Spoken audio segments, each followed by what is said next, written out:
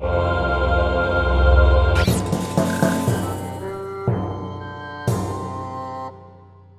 fellow foreigners. It's Emily. Hello. And it's Peter. And we're not here discovering China. We're living in it, baby. I got an idea. Tell me. Subscribe. Yeah. Subscribe, like, hit the button, because we're the future. I mean, at some point, all the news is going to stop. There's not going to be any news, and it's just going to be like a couple of dudes sitting around. There's not going to be any television stations. I mean, there's not going to be any you've got to support broadcasters. Right? You got to support the entertainment. We're the ones out there on the front lines. As the boat's going down, we're playing the tunes. Yeah. We're giving you some entertainment, some thought-provoking excitement, some wisdom and wit, some charisma. At some point, all the news is going to go away, and it's just going to be like a couple of dudes sitting there going like, and that'll be we'll it. We'll be retelling episodes of The Simpsons around campfires. Oh, that's the thing. I just saw today, like on the Pirate Channel's Flintstones. Somebody's uploading all the old episodes of Flintstones, and I don't know who's going to be watching that, but like we're at the bottom of the barrel. You're getting life tips. Yeah. Like how to use a bird as a dishwasher because there's no electricity. Right? It's starting to make some sense now. But like at what point when you reach that, like you're going to go down to all of the reality shows. I mean, that's the beauty part of YouTube is that you can continuously... The Flintstones is not a reality show? No. Oh. But the other shows like Kardashians and stuff like that, like, I mean, how much rewatchable is that? Like how, like, I mean, some of the cooking shows, I guess, but even like the stuff that we used to watch, like Gordon Ramsay, your Hell's Kitchen is like really, it's barely worth a one watch. Yeah, it's barely worth the contemporary watch. Right? Because you know where the plots are going to go. Once you get past all the drama and stuff, you're just kind of stuck in I feel like when I discovered, what's that Tim Gunn Make It Work? Fashion. We're making fashions. Yeah. We're making fashions and it works. That show. Yep.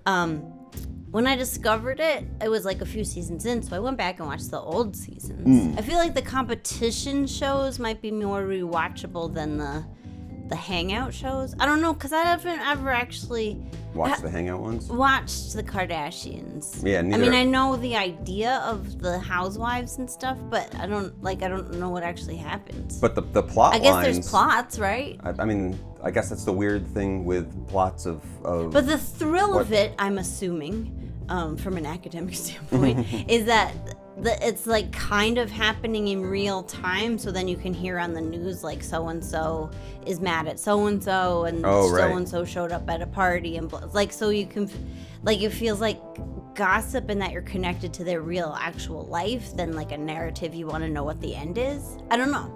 That's my supposition. My thought then is that that's my exact suspicion with what's going on with YouTube these days in all the different genres. Like if all the different tubes. All the tubes are thinking of these comment shows where you can run the comments down the side, is so you can be interactive. It's like your old TV of like when you would, before like texting like in. People watch TV and we're like, this isn't enough about me. Right. Where you call into like MTV Live or whatever it is, or Oh yeah. That stuff where you would like, before texting in, you'd call in and be like, play the new Menudo or whatever, and your name would go across the bottom, and you'd be psyched. And I love Menudo. Yeah, so you get to and you'd call all your involved. friends. I love Menudo, and it says it on TV. Yeah, I mean, I guess that's your a minute of fame or something like that. But like at some point, like because I'm not watching. Like if I watch any of those kinds of things, I'm usually watching the comments. Like otherwise, I'm going to watch it as if it's an actual interview on YouTube. I'm watching it later on when I can sit down and pay attention to the discussion. But if you're just watching it for the comments, then it's the same kind of thing of like, woohoo! I'm talking over it. Like it's being in a room, like with your family or a group of friends, and everyone's like talking over the show, and you're like, I'm trying to watch. Yeah. I'm not really, if I want to watch a thing, I want to watch a thing. And if I don't want to watch a thing, I'll talk to you about it. Right. And if you don't, I mean, like for us, this is why we don't do comment shows. is that, and we do live to tape like this, is that I wouldn't pay. I got a screen right here in front of my face, but I wouldn't be. I can't talk to you. I'm trying to play piano and talk to you and like read. Of course, the only person that I'm going to talk to is we got a super chat. Yeah. $5. Your question. Hey, give us money. Will be.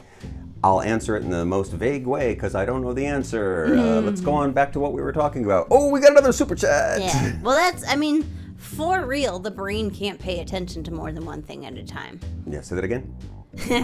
No. Do you want to hear a story about a rabbit? I do. Go, So, rabbit. This week we had a rabbit in class because we're learning about animals, and so we brought in a live rabbit. And he's not my If it was a co-teacher. dead one, it would be dinner. Well, yeah. Well, that's the crux of the story is that everybody was joking around about eating it afterwards because it's not a class pet because we don't have the capacity for that. And in fact, like my manager ran the lesson because he, I think, comes from a farm. He's American. An American farm? An American They still farm. have those? Or he comes from a rural area anyway. He does not have my well-documented mistrust of other life forms. So he handled the rabbit. I didn't even touch it because I don't want to touch a rabbit. No. You know where they've been. But They could all have been somewhere the grown-ups snuggly and cute. arranging. It was not a cute rabbit. It was like a white rabbit, so it had those red eyes because it's. Oh, those are like those evil, are creepy ghost rabbits. And the face was all. It wasn't a cute face. It's like that's Watership Down. That's the ghost The spirit vicious rabbit. rabbits. Yeah. Yeah. Stay away from those. Because in China, in Luzhou, in our area, this was a rabbit that was bought. I mean, sold to be eaten. You can't. There's not like educational outreach farms because these kids all know what a farm is. Try not to rear cute food. Yeah. But I'm rule. like I remember as a kid going to like educational farms and like churning butter. I mean, that might have been a colonial times kind of thing, but there was like we learned. They didn't make you do that. We didn't have to churn the butter. It wasn't like a work labor Really? camp. Maybe it was. But like we had to learn where eggs came from because we didn't know because none of us were farmers. Like Long Island used to be farm country, but now it is just suburbs. So we have no idea how that works. And I'm sure And so generations later. How old am I? when the celebrities from New York fly out for the summer, you Yeah. need to know where the eggs are so that you can So feed that them I can omelets. sell them to the celebrities from New York. Yeah. But Chinese kids know how farms work because we're not far from a farm at any time. Here. Yeah. I mean, they were excited to touch a rabbit. A rabbit, I guess is what you would call that. Poke. But it was like in procuring a rabbit, we had to buy it from a food market. And all the adults were joking. And then maybe not joking. That rabbit might be dinner And they were now. deadly serious. But the best part is that one of the kids, after we were done petting it and stuff and watching it hop around and like, oh, rabbit, we love a rabbit. Oh, don't be loud, it's so scared. Was like, so when do we eat? And that was not a joke. That was guileless. Like, he looks delicious. It's one thing like when you have like kids and they're all sitting around for a cake and you know maybe you've all made the cake and that was a lesson or whatever, but I never had like hamster day. Yeah. I mean, I guess you had like dissecting frogs, but they were brought in. Well, and Americans don't eat frogs unless it's like a specialty thing. And like Americans don't eat rabbits so much, but we in China we do. Like we're one town over from Zhejiang, which is like Most famous that's their rabbit specialty eating. dish is a rabbit dish. So it's as if we brought a cow into the classroom and everyone was like, "Where's the steak sauce?" Brought in a giant McNugget. Yeah, yeah. We brought in a McNugget with the legs and wings still on it, and everyone's like, that looks delicious. So that was really funny. And then It's learning for you and for the students. yeah. And so then the kids, we wash our hands and have a snack. But I noticed that the teacher and we have like a teacher who's in charge of cleaning and feeding the kids. That's her. She's that. Much like you do on a farm. Yeah. That my co-teacher filmed the cleaning teacher vacuuming the rug to show the parents, like, yes, we had this rabbit in the rug, but then we cleaned the room very thoroughly afterwards, because Chinese parents are very concerned. Let us know if that happens in America. I mean, I don't know anything about child rearing and. I mean, I appreciated one, that they were cleaning the classroom, but two, that they documented it to say, like, don't worry, parents, we also clean the classroom afterwards. Yeah. There's a lot of. I would hope that would happen everywhere. I mean, if one thing for your cell phone and being like a chopper mom or dad that like chopper mom, that makes it sound like very glamorous. That you're sitting at the office and you're getting like little shots of like, well, the kid cleaning the kid's room. All right, you can get on with your business. You get on with your day. Kids are being taken care of. Yeah. It's that worry of being a parent that. Well, we've noticed this in buying stuff, because we love to buy stuff. It's the best thing you can do. That because there is a kind of there's Chinese society is a low trust society, and everyone's always talking about how everyone's trying to get you or rip you off or whatever, or like you could buy fake eggs, or I never got to the bottom of that, but like. If you know about China, you know, like, oh, it's all fake. Oh, they're all trying to cheat you. Oh, they're trying to cut corners. So, but I think in response to that, there's a culture of demonstrating trustworthiness. Like when we buy expensive stuff, they always, the seller will always like plug it in and show us that it works, and that like they'll open the box to show it's not just full of sand and bricks. Yep. Like so it is interesting, and I wonder if America, because we've eroded trust so badly, will turn to that, and like there will be like definitely you will demonstrate showing your trustworthiness will be like a thing you have to do. I was totally freaked out moving here that like when you buy a thing, electronics or something like that, that they would take it out of the box if they didn't. First of all, possibly use the one that's on display. Yeah. But because that one works, so that's a tried and tested. But like, no, I want one from the back, and they take it out of the box and they take the whole thing out, and I'm like, oh my god, I don't have. I wanted to unbox it. Yeah, that. People make whole YouTube stations just to do this. You're taking all the fun out of the buying, but the whole process of like, and then I got to go find if it needs a light or light bulb or something, or they're not ready for it. Like nothing is ready for it. So, but they do want to show you, or like when I buy light bulbs, they have a panel that they can just screw it in to show you that it works. Right. So like going and buying a fan or something like that is actually. Don't go just do it on your lunch break. Yeah. Like take some time out of your day, because you're gonna need to like test it out. They're gonna sit you down. They're gonna bring you some tea. It's gonna be like an event to buy. It's gonna be a whole thing. Like I just wanted a pen. Yeah. Well, have some tea first. But like, you don't have to take anybody's word for it. They're gonna videotape the lady vacuuming the rug, and then they use a UV light to disinfect it too. Really? Yeah. Wow. It was actually a big deal. How exciting. It was very exciting. And then I was like, this is my time to take a break. I gotta go to the bathroom. I gotta get out of here. What else we got? So, and then the other day when we went to Hot Pot, which we frequently do, we went to a place that we go... Because we live in Luzhou. Yeah. The greatest city in China. Yeah. The greatest province in China. The spiciest place that there is. I mean... It's Hot Pot almost every day. We have... You can't... You get used to it. You get normalized, but it never gets boring. But you never take it for granted. Yeah. Yeah. Every meal is a treat. But so we went to a place we've been going for years, maybe six or 7 years. Yep.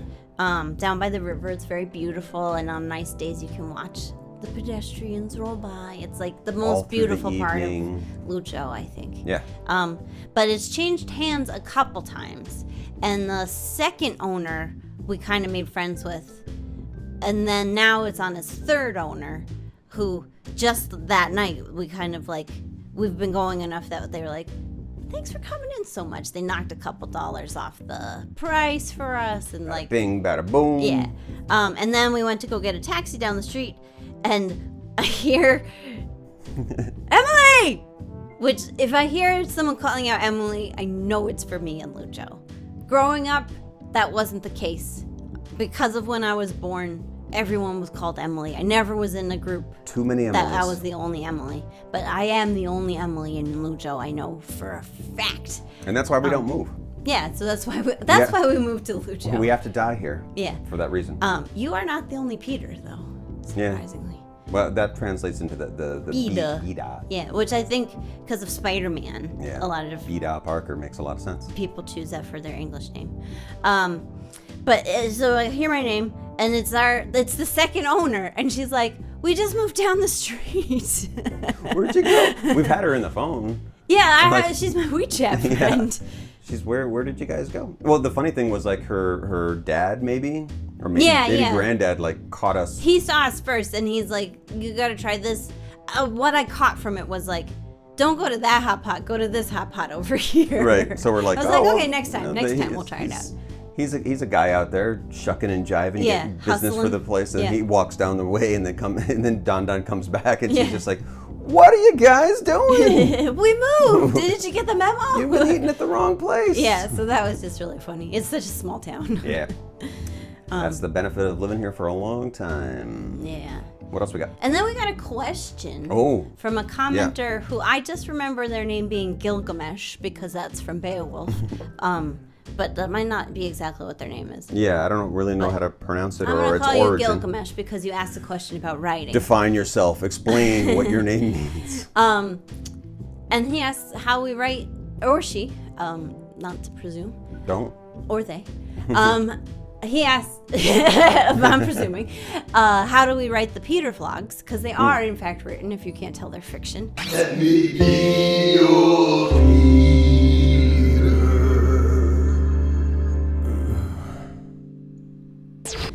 We don't actually live in an apartment. We live in a cloud. We don't even live in China. We live in a cloud full of Wouldn't it be puppies. Amazing, like if we've never even been to China and this is just, speaking of reality TV. Yeah, we just bought some Chinese books and put them behind you. I mean, that was the thing with reality TV, was that everyone thought it was so real, but like almost immediately everyone realized it was scripted. We're coming to you from a bunker on Easter Island. Yeah. We're actually those big heads. Deep under the White House. Yeah. And you know, writing's a tricky process. You got to have your ritual. You got to throw your typewriter into the sea so the coral can collect, and then Poseidon will give you, I don't know, a shot Words? of inspiration. He will give you words. Like a jar of words, like Genie. Yeah, and then you shake it out and you toss it on the table. It just comes out like it does. That's actually, magnetic poetry was invented. Before that was invented, there was actually never poetry. Magnetic that's the refrigerator poetry? Yeah, the little known fact. Huh. All poetry needed to be magnetized first. Did that like come out of like cut up poetry, like Burroughs and... Oh, I'm sure. Huh. Or Burroughs stole it from magnet poetry. Or Poseidon. Yeah, Poseidon magnetized some lava rocks and... William S. Burroughs was made completely of magnets, and that's why he lived to like 100 pickled years. That's why some writers you'll hear like, I could never use a computer because they're magnetized. Yeah. That's why they need to use a typewriter. They'd just be stuck to the keyboard. Yeah. Well, the screen would be glitching out because Yeah. magnets aren't good for computers. They do keep erasing everything.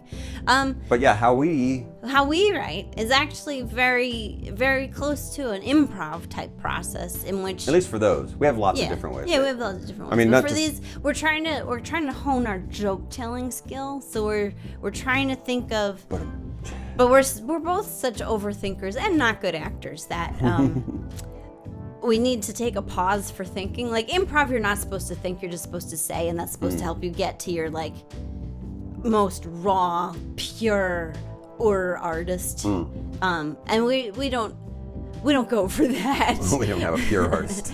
But we do, it is more of a spitballing of like who can say the funniest next line. And then it does basically seem like if one or the other of us laughs at it, that's the line. Yeah. Or if one or the other of us laughs at us and then has like a refinement, then that's the line. So it's pretty quick fire.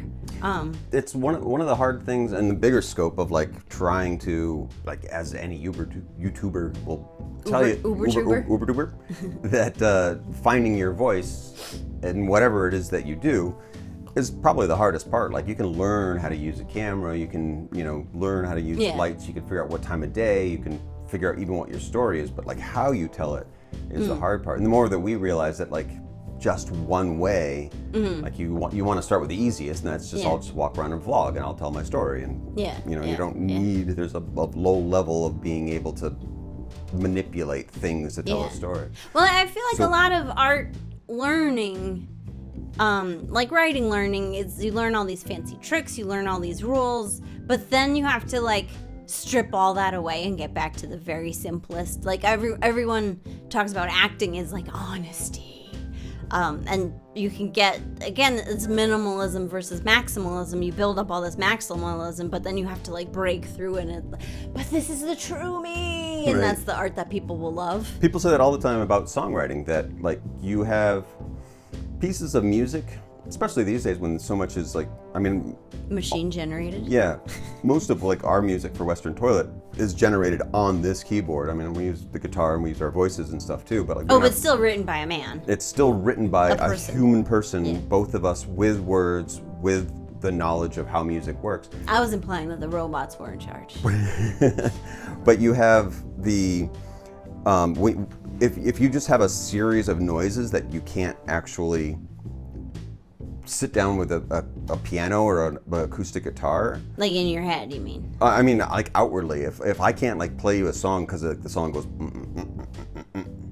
and that's all the song, and I just like say a few words over it, like there's no chord progressions, there's no, if you can't play it on your acoustic guitar, you can, I mean, like imagine like you can sit down and just the bare bones, a piano song, anything that you can just sit down with play one the instrument. chords, sing the song. Yeah. That's what songwriters always will say, is that like, did you write a song? Yeah. You could write a series of noises that maybe is like soundtrack for a movie. Bum, bum, bum, bum, bum, like that, like, but you're not gonna walk around, I mean, you might sing Jaws, I guess. Bum, bum, bum, bum, bum, bum. But it's always about... You could sing like the Imperial March. Yeah, because it has a whole like theme to it, but like, I mean, like, Michael Jackson is a good orchestral music. No, music. I'm talking like something like Michael Jackson, like Beat It, or something like that. Like okay. You have like one dum dum dum dum dum, like you have a single line, like it doesn't actually go. It goes in dynamics because of the different kinds of registers and runs and things that you can make. You're getting fancy and throwing all the frills on it, but is there a song there? Right, it's miserable to sing Michael Jackson at karaoke because the music of it is actually not in the tune, it's in like everything else. Sit down and try and play it on an acoustic guitar and it sounds just boring as hell, but you sit down and try to play Imagine all the people, and you've got like this beautiful, like, it's the core of the story, the core of the song, and the point of what we're getting to is that, like, what is it about that you can just boil down to, like, is this an interesting story? And for... I see what you're saying. Your metaphor is instead of playing all these tricks, if you had the bare bonesiest way of telling the joke. Yeah. That's what we're trying to do. That's what we're trying to do. I'm with you. Okay. I've convinced you. I thought you were trying to define music. No, I'm just trying to say that, like, sit down with your acoustic guitar and play a song is what we're trying to do. Right, because it's not that these other ways of these tricks, I'm calling them tricks, but they're like, that's also music. But if you were to take away everything except for just the pure nut of what you're doing, that's what we're trying to hone, and that's for our joke telling. Yeah, and when between jokes and writing them kind of on the fly like that, like we're telling stories about our life. So in a way, they're kind of vlogs. Yeah. They're rooted in truths and little details of our life. So we feel justified in calling it. We're a China vlogger. I mean, what else are you going to put on your description in the algorithm of YouTube? But they're curated, and so we go through them meticulously to pick out the right words, and then we shit act them out as fast as we possibly can. Yeah. Well, I think that's because we don't have the talent of acting, so we can't use that as any kind of frosting, so the words have to be really strong. We have no frostings. We have no frosting, so that cake better be good dry. Right. But we also get really bored. We've tried just do straight vlog of like, hey, this is what we, but I can't even fake thinking of like, I'm a vlogger. Hi. Well, we ran into the problem of like so vlogging, the easiest stories to tell are the new stories that happen to you. Like I went to a wet market for the first time and I saw all these things.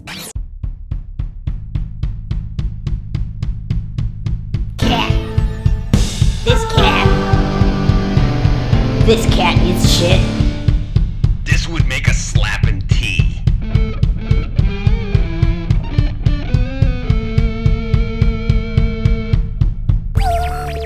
But we've been to a wet market for 8 years of time, so it's not like it's just the wet market. It's Right. not anything. You get there's bored with it doesn't have that hook of like, because here's a theory that I just made up that what vlogging, the art in vlogging is to watch someone experience their life, and for it to be interesting, there should be some hook, and newness is often a very easy, good hook. Right. Not easy, but it's something to hang it on. Is like, here's the first time I blah blah blah. Oh yeah, that is in the description. Or romantic drama is the other. Right. But to try to do, a lot of times like you get something on YouTube and you're like, oh, that one hit big for me. I got a lot of views on that one, so you keep going back to the wet market. And that's that really quickly. And like you after get bored over of it. time, your audience gets bored. Either of it. go deeper or find a different approach, or like, and when I was working for the newspaper, there was no point where I would have been like, okay, so today I typed an article in Word and then I interviewed someone via phone. Yeah. That's my vlog. Like, no one would want to watch that, and I wouldn't want to tell it. And then you work year and year over at a newspaper, and the seasons and the holidays and the events and everything. What are we gonna do for Halloween again this year? Every year we did Spooky New York last year. You've got to think of a new story every year, because if you don't, you get fired. Yeah. Like if you turn in the same story every year, unless you're working for a total hack paper, your editor's going to look at it and go like, didn't you pitch this last year? Yeah, didn't we cover the dog parade 5 years ago, and then 3 years ago, and then last year? And the YouTube viewers out there, like if we make the same video every single week, you might be excited about it for a few weeks, but at some point you'd be like, didn't you guys just make this video last week? Like, so we luckily get bored before you do. We change it like as often as possible, just because I just can't do another story on a wet mark. I can't. Well, there is a schism in writing over whether like something being autobiographical makes it less artful or not. But I've come to terms with like, if I'm not inspired by my own life, what's going to inspire me? Like we're not writing for YouTube currently science fiction, although we do love science fiction. But even science fiction, unless you've made up, like, human interaction is still human interaction, so you're still drawing from your life experience somehow. Yeah. Even if you're writing Game of Thrones, like, the interpersonal battles over power are probably something you've at least watched happen, if not experienced yourself. This is something I was just thinking about, like, because I'm noticing a lot of like YouTube Walkabout Rojo, hello if you're watching, was just saying like last night, like, he's getting tired of walking of the color of red, the red walking, the same news story over and over again. Like, we can't seem to get out of this process, and how. Just what you're saying, like, you live here long enough, like, it's just the same story and over. I can't keep retelling this story. Like, you've got to find a little interesting detail about each story. And one of my favorite things, talking to our friends here that have gone abroad, that have gone to America, our old students that have come back, when they come back, it isn't the story of like, oh, Americans do a weird thing, or when we say like, oh, you Chinese do a weird thing that we notice here. It's that connection where living in a foreign place, of like, that being a foreigner is an interesting thing, because different things happen to you, and like, they might be different. Right, like, living outside of the frame of reference you grew up in is actually kind of a universal experience. Right. So it isn't about like, oh, you eat food this way and we eat food that way. That becomes really boring to foreigners in different spots. If you change spots and you come back to it and you're like, oh, like, especially like the ones that are students that, when we first got here, they were asking like, what is it like? What is it like? And then they come back and they're just like, it was strange because you told me like how you felt weird about that, but now I feel that way weird in America. And then like the connection becomes deeper, faster. Right, the feeling of being the only one Yeah. one way. So that specificness of like, oh, someone wears a different hat, or we drive different cars, or like all that just like really falls away over time, and that becomes the interesting story. Yeah. And getting all that into a vlog is really hard without doing some kind of curation to it, just to. Which, I mean, the Peter vlogs are not quite that deep. Well, yeah. The Peter vlogs are like, it makes me laugh to think fish would worship boats, so Right. we're gonna say a line that way in the style of the Tick. But the inspiration of walking up and down for years and years up and down the Yangtze River and watching the boats come in, and how the different products that come in from different cities Watch them roll away again. that come into our stores that we buy for whatever, especially if they're like import things, like where did this peanut butter come from was like the first question that we had, and then we didn't see peanut butter. Why does this store have Campari in it and nothing else? Yeah. So like, yeah, when those are the story that we lifted from, and then The experience we lifted from. right, and then we put we turned it into a series of stupid jokes. Right, because that's what we do normally anyways. That's how we tell our stories to each other. If you hang out with us, we're just constantly making fun of everything we just around make us. fun of everything. So yeah, curating life is how we write. How about that? It's picking out the right details. It's so easy. Just so easy. Yeah, I mean that's why we come out with 3 or 4 videos a day. Yeah. So What do we got? life is stressful, right? Are you stressed out? Usually. Even when things are going well. In these troubled times. Even in non-trouble times, Oh, yeah. life is pretty stressful. So I want to talk about a little bit of What? Yeah. Oh my God! Like what? What do we have? how to talk about like just the minor annoyances of life, because that seems most appropriate. Yeah. In these troubled times. The minor annoyance number 1 is. 这条裤子不舒服, which means this pair of pants isn't comfortable. I feel like we've all had to wear uncomfortable pants. And it doesn't really matter the material. I mean, this is talk about universal. Are they itchy and wool? Yeah. Yeah. Having a comfortable pair of pants, first of all, is like that's like a godsend. Like what most people agree. Well, no pants. No one wants pants. There's a clash between actually being comfortable, but then like if you look like you're comfortable, people get angry at that. Like women who wear yoga pants, what's wrong with you? Or even a schlub, like when you realize that you've been like sitting like this, like at a dinner table, and or like sweatpants mean you've given up. You see that photo. Oh, well, that's again with a YouTube thing. Like, notice how you look at hours and hours of yourself on screen and be like, oh my God, why do I sit like that? Why sit up straight, you idiot? Like why did my grandma always tell me that? Because she had to look at my stupid ass body. But I guess like discomfort in public shows a certain amount of respect, and so like if you look too comfortable, people get mad. I don't like people looking comfortable. I want everyone uptight around me at all times. Like nervous cats. Yeah. That's what our society should tighten be. that belt. Feel bad about your body. Cat pants. Cat pants. Now we've seen lots of dog pants. Seen dog pants? They're usually split in the butt, so you know, dogs aren't pulling their pants up and down to go to the bathroom. But a cat won't have it. A cat will not have it, and we respect that as well. I feel like cats do get more respect than dogs. And is it because they are able to sit up straighter?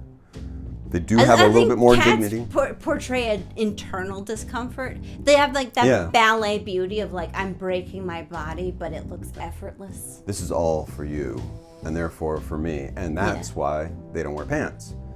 So for us, as pant-wearing humans who occasionally slouch, we need pants. We need pants to remind us, don't get too comfortable. Yeah. So finding the perfect pants. Oh, here in China, you can get them tailored, apparently, which we've rarely done. That's been my dream, to find a tailor to just make me pants. But I don't know how to do that. I don't know how to talk to people. Yeah, it's less that like it's not that you don't know Chinese or you don't know where a tailor is. It's just I can't imagine having that transaction happen to me.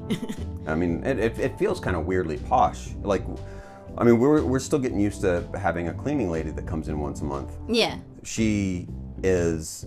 It's strange. Like, we know her. Yeah, Like- she's been our cleaning lady now for like a year. Right, but like having somebody walking around cleaning things up, like that your pants are the house of your body. Yeah, and we put on pants when she comes. Yeah. So to have somebody that you would go into a store and be like, all right, you stand up straight. We're gonna check out your pants area. Yeah. We're gonna find all like. Yeah, I've gotten clothes tailored before. I've gotten clothes tailored in China before. I've had pants taken in. You I have? just haven't had pants made. That's made the thing from of like. scratch. So that's what we're talking about. The most comfortable pant. Yeah. Would be yeah. one that somebody just like looked at you with no pants on. Yeah. Picked out the perfect one. Yeah. They I guess rub 'cause up the fabric against you and they're like, part of what I want, I don't like shopping. I don't like picking out clothes that look good on me. I want to get to I'm allergic to money, as is documented, but I do actually want to be rich enough where someone will dress me. I still, You have a student that just walks into the room embarrassingly old, get my mom to buy me clothes. Like, she's actually very good at picking out clothes, I think. She's better than me anyway, so I have her pick out clothes for me sometimes. That's my honest admission. so you are like your students. In Yeah, that I aspect. have a student who, he lives in a house with 5 other grown-ups who take care of him all the time, so he walks into a room and he just like puts his arm, like I did a home visit and he had been in the bath and he had like dressed himself enough that he didn't walk into the room naked, but he was like, I'm ready for the rest of my clothes, please. Like a little king. And then like Grandpa came over and dressed him the rest of the way. They put like a James Brown cape over the back of him Yeah, and yeah, slumps yeah. away. That's what it felt like I was watching. Awesome. That kid's pants are comfortable. Yeah, he's gonna have comfortable pants his whole life. Yeah, yeah. Gotta But start him young. I have a story about uncomfortable pants. Okay. So when a couple 10 years ago, we were still in New York, so it was at least 10 years ago. I had a pretty bad bout of food poisoning, which I came out like a lot skinnier. And then I made the mistake of like, when I was feeling better, I went clothes shopping and I bought these pants that looked, I was like, wow, these look great. I'm so skinny. And then like I ate as normal and then I wore them like a couple weeks later and I was like, these pants are not comfortable. That's why people get those stretchy pants. Yeah, yeah. Jeans themselves. Jeans are not comfortable. They were- It took me a long time to realize like they're not supposed to be comfortable. I mean, weren't they originally made for like cowboys and dungarees so that you can like rub cows yeah, against they you were and work stuff? pants. Yeah. So they're meant to be durable, and anything durable, like, that's not comfortable. Once you get like what it was, it must have been like post-cowboy 50s and 60s. You get like beatniks and stuff buying Yeah. them because of like workmen's solidarity. Coolness. Yeah, they were like the pants of teens, but like they're not more comfortable than dress pants. They're just less respectful. Especially I by guess. like the 80s when like everything was like pleated and cuffed and like that, yeah, that was those or were like like when little you had straitjackets when you had to like get in the bath to like with jeans. yeah, to make them like skin tight or Oh, something. right, yeah. Because the worst thing in the world is wet jeans. Yeah, So let's everything let's, about jeans is horrible. yeah. Here's another secret. I always wear pajama pants when we're vlogging. And I've only worn workout pants from Decathlon for like Yeah. 6 years. My whole life, ever since like Deep Space Nine, as a Star Trek fan, everyone outside of the Federation, if you go to Earth or Risa or something, are all in flowy garbs. And I was like, Yeah, that's the way to go. I mean, turns out here in China that people were doing that 500,000 years ago. Yeah. Well, we have a friend she's from Xi'an. Ling's from Xi'an.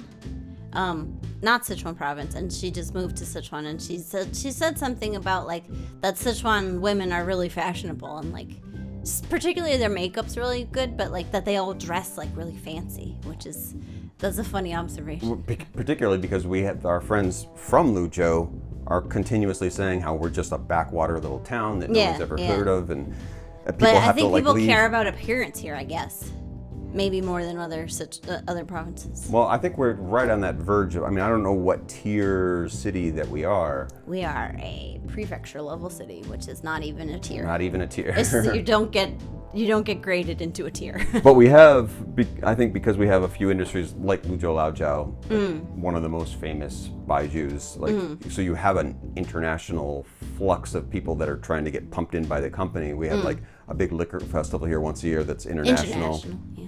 So there is an air of a tiny little town that has this pride of like, let's polish everything up, put a new tree in over here, and clean up the road, and everyone put on your good jewels, and because we got people coming in. Put on your jewels.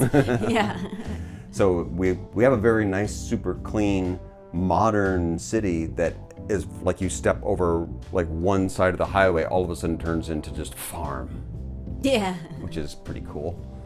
But they care about their appearance. And pants. And pants. Comfortable pants. Well, I mean, we're not going to solve that. Like, we're not in our lifetime. Yeah, I mean, not even shorts are good. Shorts are stupid. Yeah. Swimming sucks. You got to wear trunks. Yeah. Well, and you got to swim in the river, and it's dangerous and polluted. All right. What are we? What other things? 以前我会休息2个星期. And okay, so this is how the textbook translated it. You can translate it more smoothly, but in the textbook it said, at some time in the future, I will rest for 2 weeks. Is this anticipating a vacation coming up? It feels to me like a Jesse Spano style. I'm so busy, I'm on amphetamines, but I'm about to have a breakdown. I'm on a crash. Yeah. You're about to, I'm so excited. I'm so scared. Like, that's who says, I can rest. I'll take a 2-week break. I don't know, sometime. Yeah. Well, that's... Because if you were more specific about it, you'd be like, my 2-week vacation's coming up. I'm so excited. Right, you'd be bragging about where you're going. Yeah, but no, sometime I'll take 2 weeks off. I don't know. Not now. Not this month. Not next month. Unless you're like a well-planned junkie or something that like is like setting up for like Dragon Boat Festival's coming up, so I'm just gonna like ride it off the rails right now, and then I'll just take a break for the weekend. Yeah, you're a workaholic, but you're like, okay. The national festival's coming up, so I'm gonna work 20-hour days until then, and then I'll sleep for 4 days, and then I'll keep working 20 hours. I mean, even like Spring Festival, like you do get that sense of like people are like migrating into the cities, not seeing their families, working their asses off. Yeah, it's a sleep when you're dead type sentiment. Yeah, and then you got to bust your ass just to get back home to your hometown for that 2 weeks. Yeah, and the most crowded buses and trains in the world. Very possibly you're going back to a house with like 30 people. Yeah, like your whole family has come from all over the country to all be there for the weekend or the weeks. And you got to bring your rented boyfriend with you, so like mom will get off your back. Guy? Oh, maybe we'll get married someday. Yeah. So, if that's the time to crash. Yeah. I mean, once you get off the train and you say hello, and maybe you sit down for dinner, then you could spend like the next week and a half just crashed out. Yeah. But that takes some planning. Yeah. And some of that planning might be getting ready for. But it is. The crash. I'm not taking a break now though. Yeah. That's the crux of the issue is that there's no break for this one. This I wake 996 worker. I wake up every day saying maybe I'll take a nap later, but yeah, doesn't happen. Never do. Right back to the grind. Gotta get a job. All right, number 3. Yeah. 我要走楼梯，不坐电梯. And this is, I want to take the stairs, not the elevator. Which, who says that? Who wants to take the stairs, not the elevator? Not even in a fire. No one says that. Yeah. I guess I have to take the stairs. Crazy people on crazy diets are like, yeah. Don't park your car a mile away from the store. Take the stairs, not the elevator. You've got to know your exercise. Well, we've had even like with here, we're on the 20th floor. We have 33 floors in our building. 28th. Yeah. Yeah. And when there's an earthquake or any kind of like siren has gone off in the building, we all kind of just like wander out into the hallway, and we're like, So anyone going down? Let's just take the elevator. I think we haven't died yet. It's fine. Because, I mean, by the time you get down in the stairs, Yeah. it's going to be over, and you're going to just take the elevator back up. Yeah. Maybe you make it down to like the 17th floor, and you just restart to be safe. I think the other, if you have scary kind of elevators, then like I'd kind of rather take the stairs. Or if you yourself are a nervous or superstitious person. Right. Some people just don't like elevators at all. I've been in some scary elevators. Right. And so our elevator. On certain days, yeah. But don't get an elevator if you're scared of it. That's a little tip you can use. Yeah. So always take the stairs. 28 floors. Yeah. And the blackout in New York in 2003, I was temping at Bear Stearns, which I think got... Humble brag. That was one of the companies that ruined our economy. Thanks, finance bros. I was up on a high floor, and because the electricity was all out, they didn't have a generator. Whoa. Or maybe they just didn't think that was safe, because we didn't.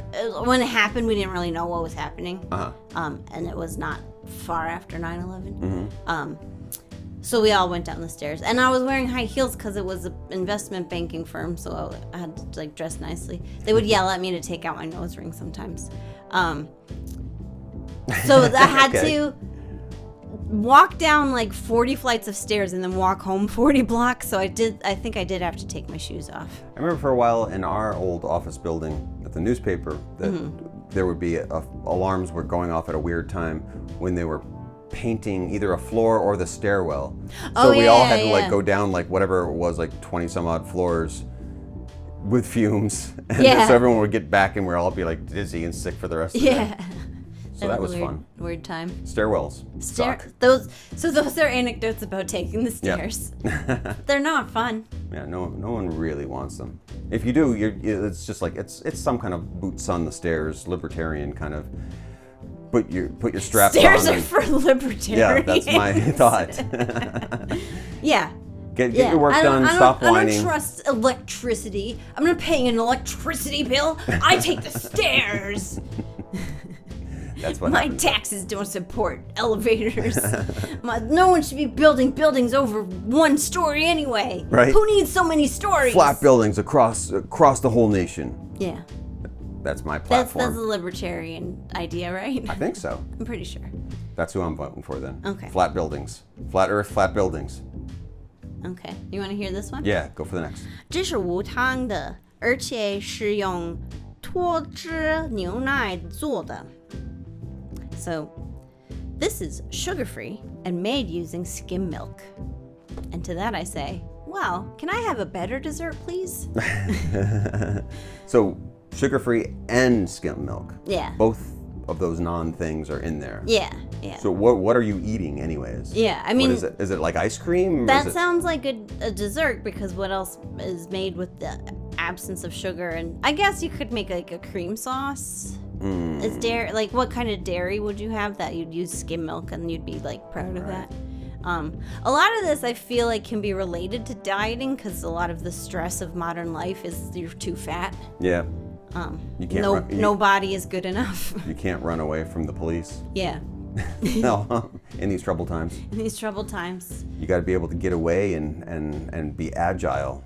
Zombies and stuff like that. Well, there was that app, Zombies Run, which I never downloaded it, but I always thought it was a kind of interesting idea. But I have played some of those like video game exercise games. I prefer my exercise to be exercise and my video games to be video games. Is this like ones like with the mats that you jungle gym around the living room? I had one, because we don't have fancy equipment like that. All our money goes into fancy microphones. I'd like a Kinect or something like that. I see. Right. But no, it was like an iPad app that I guess it was on honesty. Like you'd have to, it would say like do 12 squats to fight the dragon, and then you'd like do 12 squats and say I did it, I defeated the dragon, and then it would go on.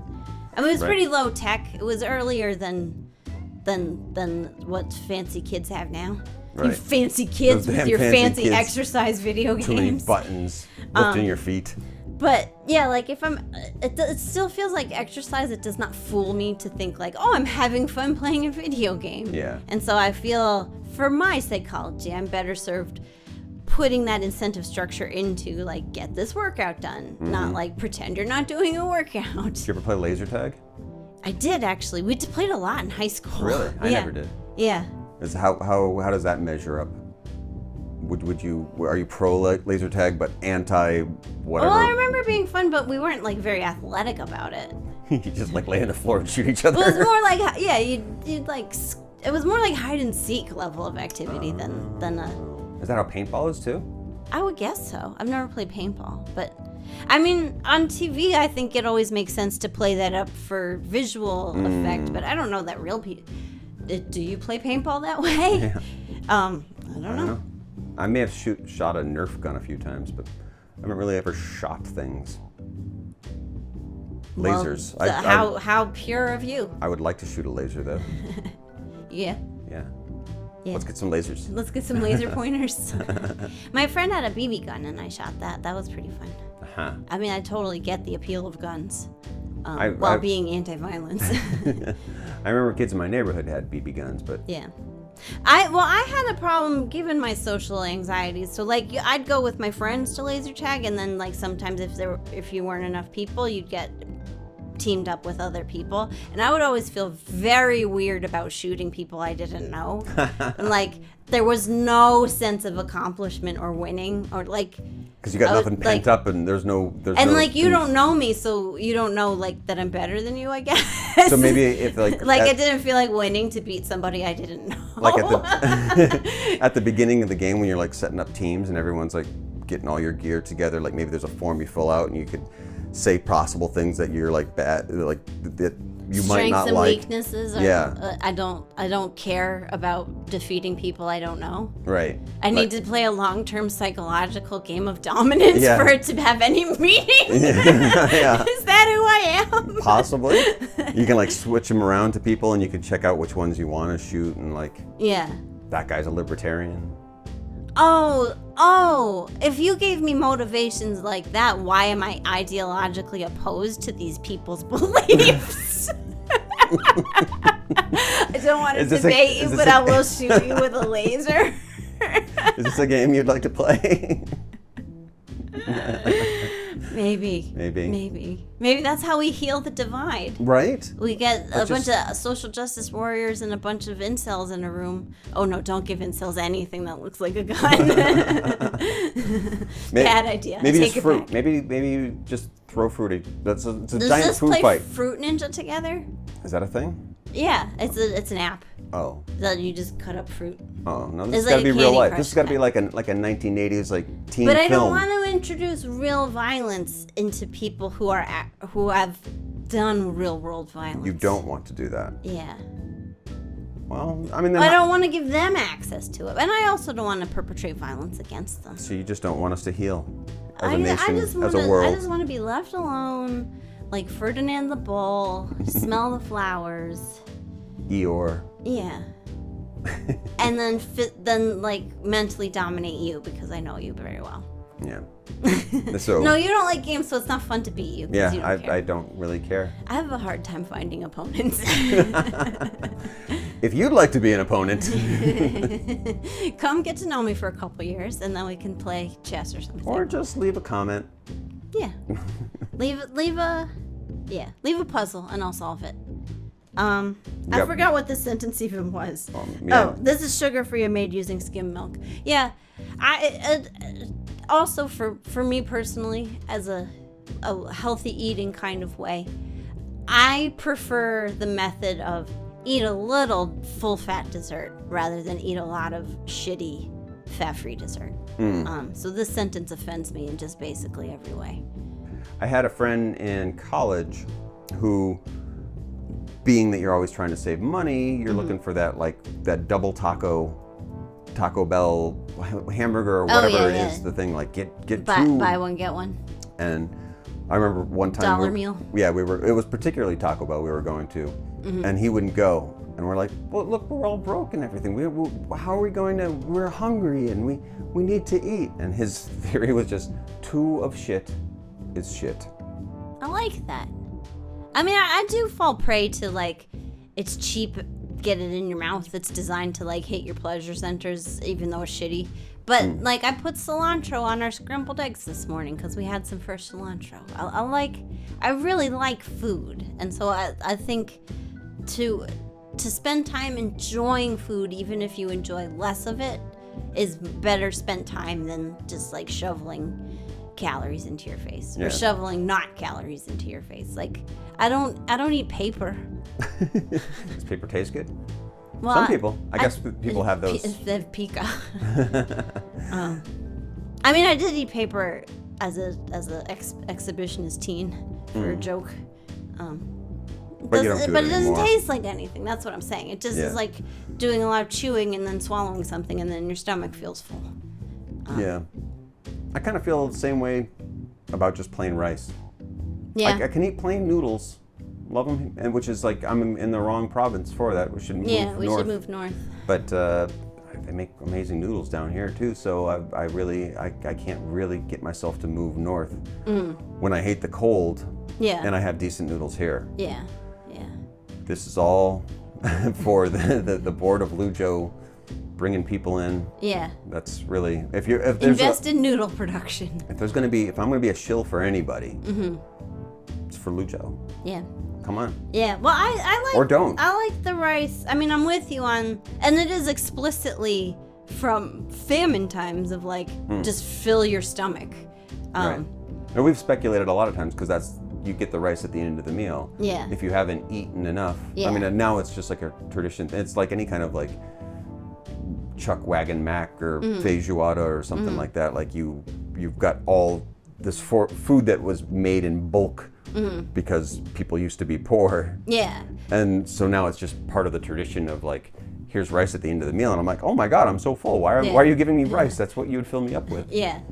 Yeah, I hate the real food. Yeah. Well, I like it as sometimes how we use bread to like sop up some of the extra sauces. I think that's what rice is good for. Here's how to eat rice. Rice is like tiny, tiny little loaves of bread to me. Yeah. Thousands of little loaves of bread to put my Sichuan spices around. I like that image. All right, well, better hurry up. Our last one. Quick. 这句话我都听腻了, which is this sentence, I've heard it enough. And it has like the context of I've heard it so much I'm sick of it. Which in the same lesson这话我都听腻了, I've heard you say this enough. But this specifies this sentence I've heard enough. So I wanted to hear like what sentences did you just like when you hear them you're like ugh, like insufficient funds. Oh, this sentence I've heard it too much. That I mean, twice is enough for that. That's just irritating. Yeah. And bad planning. That means you've just made some bad choices in life. Yeah. I want to go more towards the things that just you get over. Like I mean, if you're in a bad sitcom, honey, I'm home. That's a perfectly I've heard good that one. sentence enough. But somebody defending racism or something like that. Oh yeah, I've heard enough of that. Like I've heard that sentence enough. Really tired of like arguments that are solved. Yeah. Things that are like, stop being an idiot, get a book. Yeah. Whatever it is. Yeah. I'm done hearing that sentence. That's a good direction. That's mine was very personally selfish. Yours is greater. Well, the thing is for the greater good. Like 𝗵𝗵𝗶𝗶 was saying the other night on Conan O'Brien, like these are selfish things. Like I need to get that. Oh, being anti-racist is a selfish thing. Well, that, but also like all these heavy things that like, if we're going to create and have fun, in fact, he even said it. He was just like, it's not fun to be this way. Right, it's a more fun world if it's a more equitable world. And so as an artist... Okay, so you're selfish too. Yeah, exactly. Like if I want to write a song and I want people to listen to it, I'm not making it to like make you hate things. Like I'm trying to like make things to make you feel better. So when other people are in my way, making the life of the world a horrible place, they're just in my way, man. Like I'm just there and having a good time. Yeah. And that kind of just in my way words and sentences are the most irritating. I've heard that enough. Heard it enough. Women aren't funny. I've heard that enough. Yep. What else have you not heard enough? What have I not heard enough? I can never get enough noodles to you. It's too bad we won't be able to get down to Chongqing for Punk Fest this year. Do we even know who's playing this year? You say that like you can go back there. No one told me I couldn't bring my own barbecue in. Barbecue? It was a whole fish. Don't live on a peninsula if you don't want people carrying around fish. We could have had anything. Hot pot. Hot pot. They wouldn't even remember me anyways. Yeah, maybe they wouldn't remember you. It's not like here. There's a million foreigners in Chongqing. But there's not a billion foreigners who threaten the band with a fish.